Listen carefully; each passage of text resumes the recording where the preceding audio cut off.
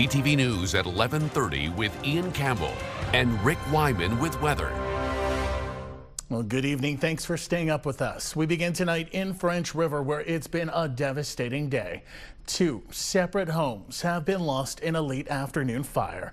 Crews were called to Delamere Road in Albin around 4:30 this afternoon. The flames so intense, the fire quickly spread to a neighboring house. Fire officials telling CTV News both homes have been destroyed and that there were no injuries or fatalities. The cause is still under investigation. Those impacted are being provided help by the Red Cross. Crews are on scene monitoring for hotspots. The emergency alert over the weekend in Latchford and Temagami has come to an end. OPP had closed Highway 11 Friday for a man they considered armed and dangerous. A shelter-in-place order was then issued and the highway remained closed. Officers located the wanted man Sunday and gunfire between police and the suspect took place. On Sunday, investigators revealed the 34-year-old man was taken into custody and sent to hospital with non-life-threatening injuries. An OPP dog had to be treated for a minor injury. I really do want to give them big kudos because they had to bring in a lot of people. They set up their command station at our town office, and yes, they put their lives on the line for us, and you got to thank them immensely for that. The Special Investigations Unit has been called in and is probing the shooting. Meanwhile, the Ministry of Natural Resources is also fighting a forest fire in the Latchford area. It's believed to be connected to the manhunt on the weekend. A 22-year-old is now in Sioux police custody after nearly a 10-hour standoff. Late Saturday night, police say they received a weapons complaint on East Street after a person refused to leave a multi-dwelling building. Another person suffered serious injuries and was sent to hospital. According to investigators, the suspect and the victim got into an argument on Friday. Police later found 2 guns and a knife. The suspect returning Saturday evening, entering the unit where the victim was in, and that person was stabbed. Police spent the night talking the 22-year-old out of the home. One person is charged with 15 offenses, including assault, various weapons charges, and unlawfully being in a dwelling. One of the suspects wanted in the August shooting at a Sudbury apartment building has been arrested. The shooting took place on Paris Street at the end of August, killing 2 people. A suspect was arrested the night of the shooting while 3 others escaped. Romaine Sam, one of the men wanted in connection to the murder, was caught at Pearson International Airport re-entering the country Saturday. Sam is charged with 2 counts of second-degree murder and was remanded to custody after a bail hearing yesterday. 2 suspects are still at large. Police still trying to identify them. If anyone has any information on these 2, they should call police or Crime Stoppers. A trial in the death of a Sault Ste. Marie man is now underway nearly 5 years after it happened. On trial is Montana Lewis. The now 22-year-old is accused of first-degree murder in the death of Samuel Graham. The crime happening on Muriel Drive in the East End on the night of November 12, 2020. 19-year-old Samuel Graham Jr. was stabbed and died of his injuries. Nearly 3 dozen of Graham's family members were in court today. It was the first day of what's expected to be a multi-week trial. Both the Crown and defense agreeing on a trial by judge rather than by jury. Witness testimonies have begun and are expected to continue for much of the week. A deadly crash on Highway 17 near Espanola has claimed the lives of 2 people. Sunday afternoon, provincial police responded to a crash on Highway 17 between Jacqueline and Sandy Bay Roads in McCarrow. 2 people were pronounced dead at the scene and another was taken to hospital with unknown injuries. A cyclist has been taken to hospital with life-threatening injuries in Sault Ste. Marie after a collision involving a pickup truck. The crash happened late Friday night near Wellington Street East and Kohler Street. No charges have been laid as of yet. The incident is still under investigation. Still in Sault Ste. Marie, a 27-year-old is facing multiple charges after his vehicle struck a building in September. According to police, the driver slammed a vehicle into this building on Churchill Boulevard at a high rate of speed, then fled the scene. The man was located at home where he fought officers trying to arrest him, biting both of them and causing serious injury to one. The man was later released after a bail hearing, but police have laid new charges following their investigation. Investigators say the driver was traveling at more than 240 kilometers an hour. Police on Manitoulin Island seized more than $14,000 in drugs and cash on Friday. Wikwemkong Tribal Police say a routine vehicle stop led to the arrest of two women, one from Sudbury, the other Gore Bay. They pulled the vehicle over and police determined the passenger was in violation of a court order. With the support from the UCCM Anishinaabe Police Canine Unit, meth, cocaine, and fentanyl were found along with weapons and cash. Representatives from the aviation industry across Ontario are gathering in Sudbury this week. CTV's Angela Gemmell has more. Members of the Airport Management Council of Ontario get an update from the Northeast Regional Director. Although she shared good news, her biggest concern was the recent departure of Air Canada from the airport in North Bay. If it can happen to one of our sister airports, it can happen to any of us, right? We're all trying to provide a service to our community. We're all economic engines to our community, but if you take away an important service, it is a detrimental impact. Verrilli was a guest speaker at the annual AMCO Convention and Trade Show for the aviation industry in Ontario. Along with networking, it also provides opportunities to learn from others on how to address industry-specific issues. For the Northeast, that concern continues to be recovering from the pandemic and airlines reducing services. Some of the airports are working together to speak with some of the airlines to come back and make sure that those routes are available. The airlines are going to put the planes where they're going to get the most profit, and so it's the regional markets that really suffer from that, and the lack of pilots and the lack of equipment in order to feed the regional airports, because they're going to do the international flights more than they're going to focus on regional flights. Those regional connectivity concerns were made evident last month in North Bay, but Air Canada's departure could provide an opening for other alternatives. With Air Canada's announcement, the airlines that we had been working with have certainly taken it as a higher priority to revisit serving North Bay and the community and the market that we had. So it does open up or reinforce some of the opportunities that we have with them. CTV News will have more on the event tomorrow night as talks shift to crime trends in aviation. Angela Gemmell, CTV News, Sudbury. Correctional officers in North Bay are sounding the alarm about overcrowding and an increase in violence at the North Bay Jail. They held a picket this afternoon calling for immediate change. CTV's Eric Tashner reports. These correctional workers say enough is enough. What do we need? Leadership. As violence inside these walls and lack of management has reached a crisis level. Morale has reached an all-time low. If we are going to have bill reform, we need to have new buildings in order to manage our inmate population. OPSU, the union representing picketing correctional workers, says inmate-on-inmate assaults in the jail has increased since 2017 from 71 to 114 incidents in 2024. When it comes to inmate-on-staff assaults, there were 10 in the North Bay Jail in 2017. As of the end of June, there have already been 10 so far this year. They tend to assault each other. Sometimes we are caught in the crosshairs when we're trying to separate them. We need corporals here that can investigate and adjudicate inmate misconducts. The jail holds 121 inmates and is considered a maximum security facility. It holds criminals convicted of lesser offenses all the way to serious charges. We're doing business in an institution that was built in the 1930s. We need a newer jail. The union says the facility is currently full, and oftentimes inmates are transported to other jails that are also full. In response, the Ministry of the Solicitor General, which oversees Ontario prisons, says in part, our government is making record investments to update infrastructure and improve safety at correctional facilities across the province.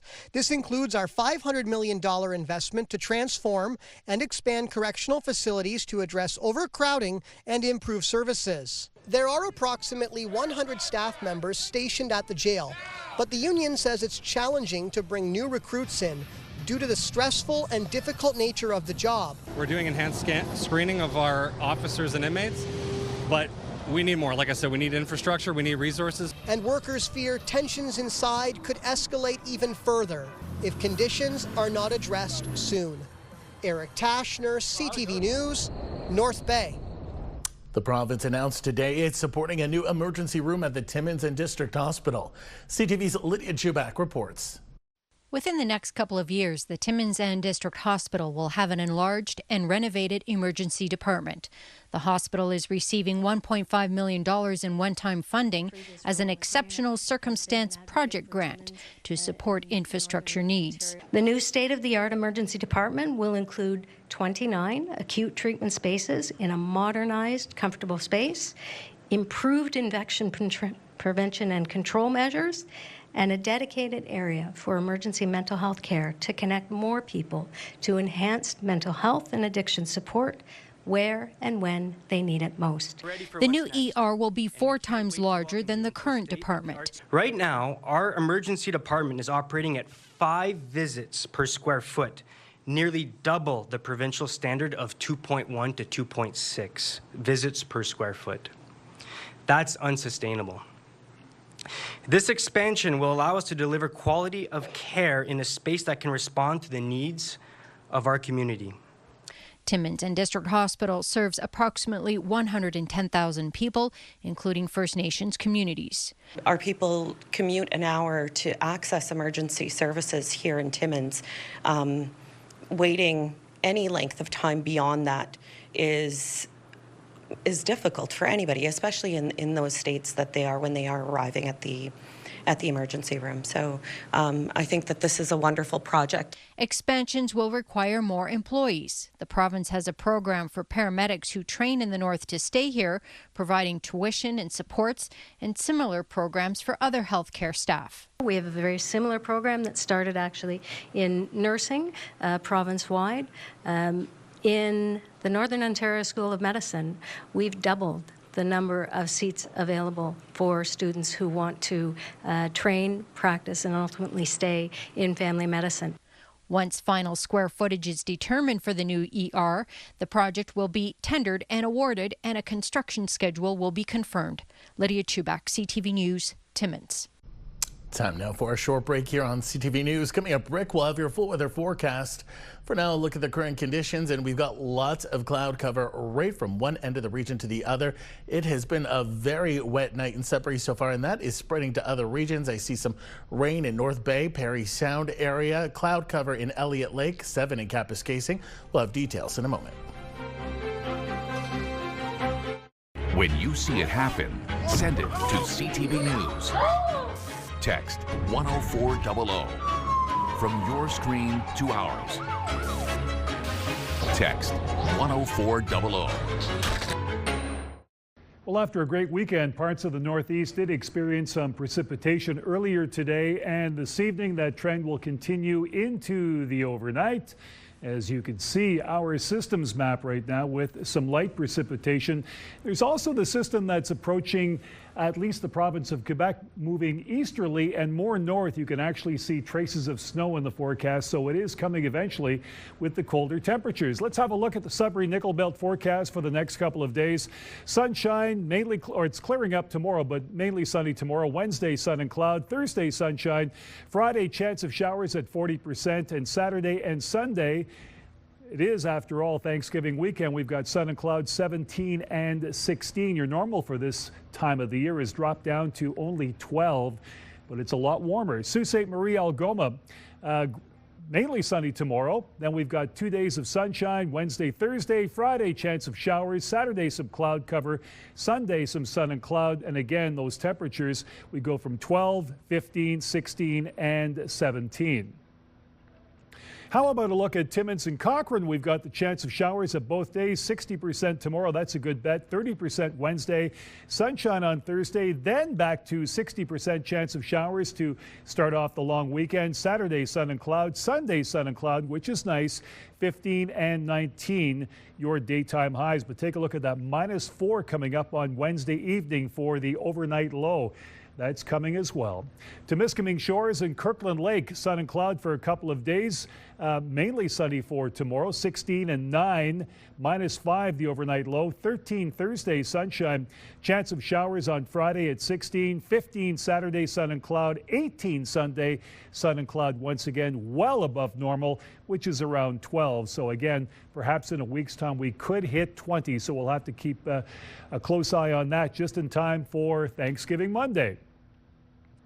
Now, North Bay, West Nipissing. Showers for tomorrow at 17, 11 Wednesday, sun and cloud, Thursday, sunshine, Friday, chance of showers 16, 16 and 18 Saturday, Sunday with some sun and cloud on both days. So as we gear up for the Thanksgiving weekend, we're hoping for 3 consecutive days of sunny skies, sunny weather. We can appreciate that. Some warmer temperatures.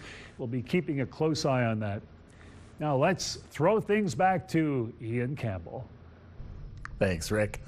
Well, an update now on the fate of cap paper and campus casing. On Friday, town officials had revealed both governments had agreed to a path forward, providing short-term stability for cap paper while a long-term plan is finalized. Today, at an announcement in Timmins, Deputy Premier and Minister of Health Sylvia Jones said while Ontario has agreed to invest $7 million to ensure jobs stay in campus casing, it needs the federal government to come on board. What I know is we don't know how long and what the tariffs are ultimately going to look like. But we need to make sure that the manufacturing and businesses that are operating in the province of Ontario today and are being impacted have the support of the federal and provincial government. I think our actions last week showed that we are at the table and we want to continue to support that community, and we will do that, but we do need the federal government to do the same. A huge rally last week saw hundreds of people gather in the middle of town, calling on both the federal and provincial governments to act. The city of Huntsville has received a major investment from the province, all being used to boost innovation in the forestry sector. CTV's Mike Lang has more.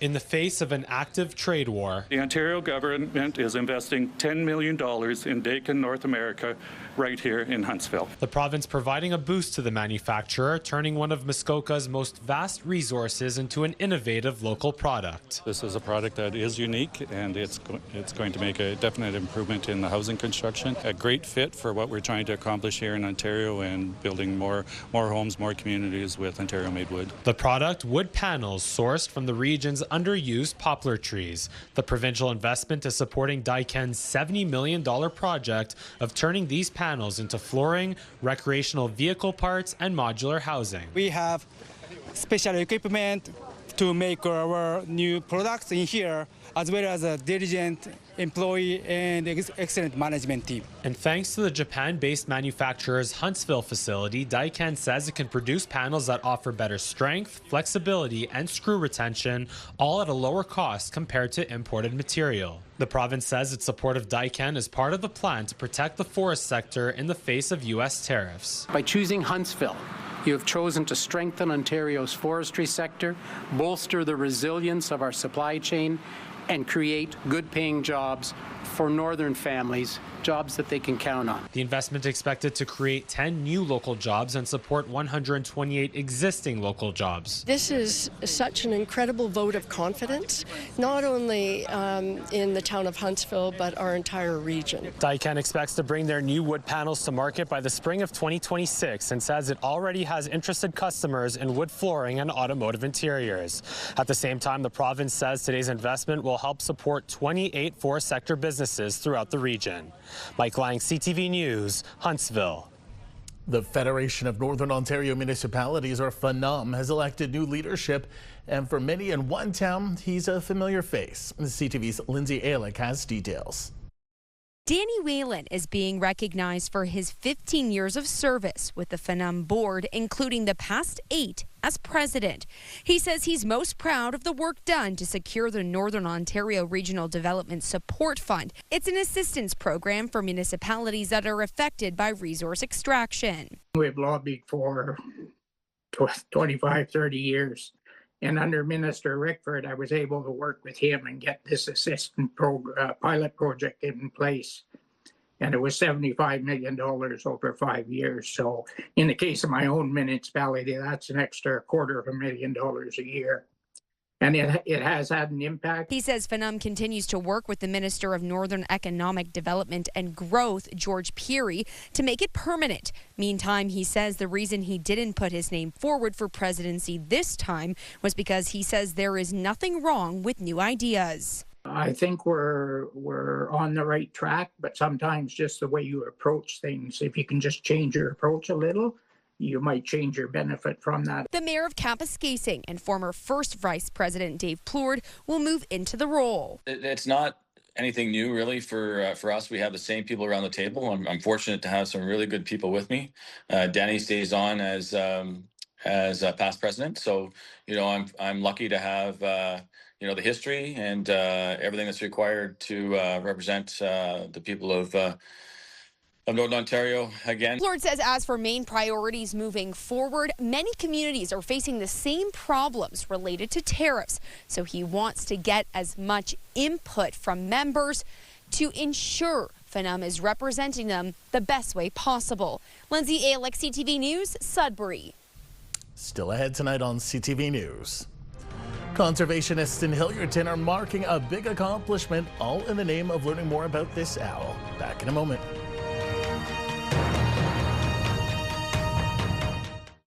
Almost 100 people from across the province were in Sudbury this weekend for a deaf seniors retreat. The three-day event was designed to combat loneliness and bring the community together. CTV's Amanda Hicks has the story. It was a weekend of smiles and connection as the Deaf Retreat for Seniors wrapped up with a final stop at Science North. Hosted by the Bob Rumble Centre, this was the first time the event has been held in Sudbury. People from all over Ontario, and some of them haven't seen each other in 25, 30 years, so it's really terrific that they're all here. The services that we have scan the entire province, and we just kind of opened here in Sudbury, and that's the really important thing, that we're here to celebrate that as well. It was a jam-packed 3 days that included nature walks, line dancing, making dream catchers, and a presentation given by a deaf Indigenous woman. Over 50 attendees came from the Toronto area, while more than 30 participants traveled in from across the Northeast. Webwood's Denise Jarbeau was one of them and says she enjoyed meeting new people. Everybody signs differently, and you try to figure out what people are saying.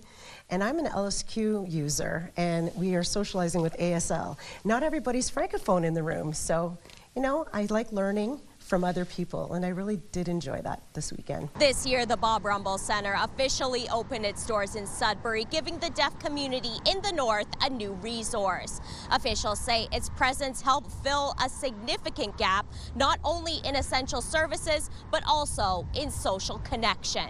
We've had people from Mexico, Peru, Barbados throughout the summer that have come. So it's been a really, exhilarating thing to see a lot of deaf people coming to our center and meeting people and not feeling isolated when they come to the north. People are language deprived because they're not socializing. And it's important for them to keep their language because it's their language. With the retreat a success, Lamondin says programming will continue to ramp up as the new center aims to be a year-round resource for the community. Amanda Hicks, CTV News, Sudbury. Many in the municipality of Huron Shores are going buck wild over the bald eagle right now. The salmon have begun their run, which has made for some fantastic viewing in Iron Bridge. Town officials are asking people to be safe and responsible and don't park along the highway. They're also asking bird watchers to send in their photos of the birds on social media. Officials say some of the best spots in town are Centennial Park, the Boat Launch, and Tally Ho Park.